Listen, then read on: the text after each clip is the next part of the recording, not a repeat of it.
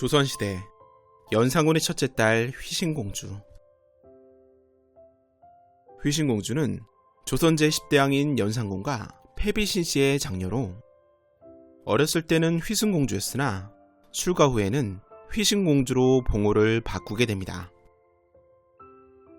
1501년 구소영의 아들 구문경은 휘신공주의 군마로 간택되면서 능양이가 되었고, 다음 해인 1502년 막 11세가 되었던 공주와 혼인을 하게 됩니다. 이후 부마간택이 결정되면서부터 짓기 시작한 휘신공주의 집이 완성되었고, 1503년 휘신공주는 본격적인 혼인 생활을 위하여 궁을 나오게 됩니다. 그리고 얼마 후 연산군은 사랑하는 휘신공주의 집을 넓히기 위해 주변 수십 채의 가옥을 값을 치르고 헐게하였고, 이듬해인 1504년에는 관청인 평시서의 위치가 휘신공주의 집을 압박한다는 이유로 그 터를 공주에게 주고 평시서를 옮기게 합니다. 그리고 그해 12월에는 갑자사화 때 처형된 이미재의 부인이자 부마 구문경의 누이인 구순복이 남편의 죄로 인해 연좌되어 노비가 될 상황에 처하게 되지만, 공주의 뜻을 고려해 연좌시키지 않고 놓아주게 됩니다. 휘신공주에 대한 연산군의 특혜는 이뿐만이 아니었습니다. 성종 때 관노비를 사사로이 점유하여 금고형에 처해진 강하소는 휘신공주에게 뇌물을 주는 방법을 통해 연산군으로부터 용서를 받았으며, 휘신공주의 유모의 남편인 입행동 등은 공주를 믿고 제멋대로 행동하여 문제가 되기도 했습니다. 이 외에도 휘신공주의 노비는 자벽에 동원되지 않았고, 토지에도 세금이 붙지 않는 각종 혜택을 받게 됩니다. 그러나 1506년 조선시대 최초로 신하들이 왕을 몰아내는 중종반정이 일어나면서 세상이 바뀌게 됩니다. 결국 그녀의 아버지인 연산군은 폐위되었고, 이복삼촌이었던 중종이 왕위에 오르면서 휘신공주 또한 패서인이 됩니다.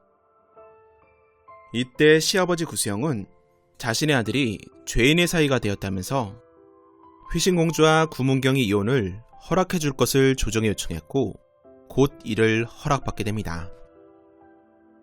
참고로 휘신공주의 시아버지였던 구수영은 세종의 아들이었던 영웅대군의 사이였으며, 연산군 제2시절 장학원 제조가 되어 흥청, 운평, 광희 등 2,000명이 넘는 기녀를 양성하여 연산군의 방탕을 도왔으며, 그 공로로 한성부 판윤이 된 인물이었습니다. 또한 연산군의 딸인 휘신공주와 자신의 아들인 구문경이 혼인을 함으로써 왕의 신임을 한몸에 받게 됩니다. 하지만 중종반정의 거사가 계획되자 이에 가담하고 전국공신 2등에 착록되는 기회주의자이기도 했습니다. 반정 수습 과정에서 휘신공주의 집은 공신 중 대표적인 인물인 박원종에게 주어졌으며, 그녀의 많은 재산 또한 박원종, 유순정, 성희안에게 나누어지게 됩니다. 이 과정에서 휘신공주는 왕실 여인이 당할 수 있는 온갖 비참한 꼴을 다 당하게 됩니다. 그러나 2년 후인 1508년 사원부 대사원이었던 정광필은 부부는 영모를 꾀한 이의 자식이라도 국가에서 이혼시킬 수 없는 것이라며 휘신공주 부부의 재결합을 주장하게 됩니다. 이에 중종은 부원군 이상의 신하들이 참여해 이 안건을 논의하도록 하였고, 결국 출가한 딸은 친부 쪽의 죄에 연좌시키지 않는다는 결론이 나오면서 휘신공주 부부는 재결합을 하게 됩니다. 그리고 사관원의 반대에도 불구하고 반정 당시에 몰수된 휘신공주의 집을 대신하여 빈집을 주거나 아니면 빈집에 해당하는 면포를 주는 방식으로 보상을 해주게 됩니다. 그러나 그녀는 공주의 신분만은 끝내 되찾지 못하게 되면서 평생 구문경의 처로 불리게 됩니다. 휘신공주의 묘소는 남편 구문경의 묘소와 함께 서울특별시 도봉구 방학동 산 77번지에 있으며, 그녀는 구문경과의 사이에서 일남 구엄을 두게 됩니다. 한편 중종반정 이후 연산군의 아들도 처형되는 바람에 연산군이 죽은 후에는 그의 제사를 지낼 후손이 없었습니다. 이로 인해 휘신공주와 구문경 사이의 유일한 아들인 구엄이 연산군의 제사를 지내는 외손봉사를 하게 되는데, 이 덕분에 구엄은 유배를 갈 때에도 가까운 곳으로 배정받는 등 조정으로부터 많은 특혜를 받게 됩니다.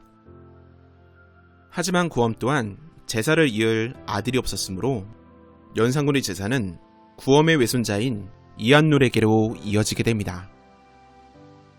참고로 이한룰의 증조할아버지인 용제 이행은 연산군의 생모인 패비 윤씨의 보기를 반대하다가 연산군으로부터 갖은 핍박을 받았고, 이한룰의 아버지인 이영의 친외주부인 수찬박은은 갑자사화에 연루되어 연산군에 의하여 참수되어 효시당했기에 이러한 사연을 가진 그의 가문에서 제사를 물려받은 것은 역사의 아이러니가 아닐까 생각됩니다.